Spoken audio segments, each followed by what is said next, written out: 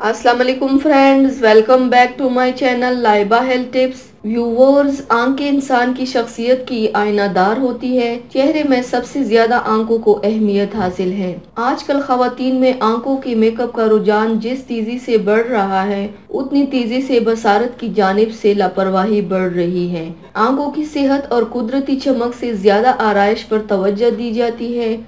ये वजह है कि आंखों का मेकअप आपको जला बख्शता है, मगर जब आंखें गैर सेहतमंद हो तो मेकअप बेकार है। आंखों से मुताल्लिक चंद घरेलू नुस्खे और तरकीबों से आंखों की तकलीफ दूर की जा सकती है।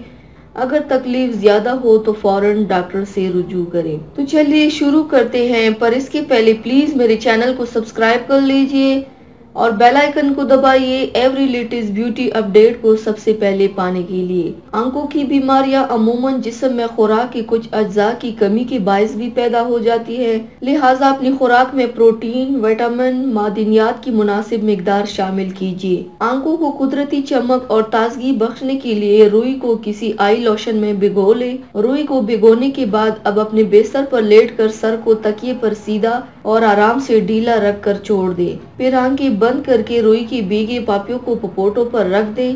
3 मिनट तक ऐसे ही रहे। 3 मिनट के बाद हटा ले। आंखों में तरावट और चमक पैदा हो जाएगी। हर रात सोने से पहले और सुबह उठकर अपनी आंखों पर ठंडे पानी के छींटे मारे।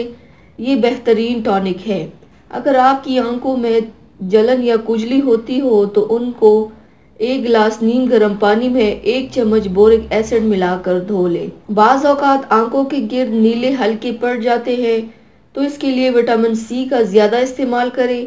माल्टे वगैरह का रस सुबह नाश्ते से कबल पीना चाहिए। आंख के गिर्द की जिल्द बहुत नाजुक होती है, इसका बहुत ख्याल रखना चाहिए।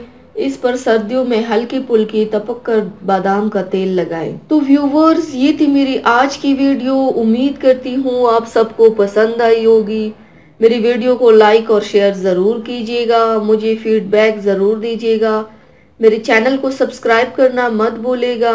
अपना बहुत ज़्यादा ख्याल रखिएगा। मुझे दुआओं में याद रखिएगा। कल मिलते हैं एक नई वीडियो के साथ। अल्लाह हाफिज़।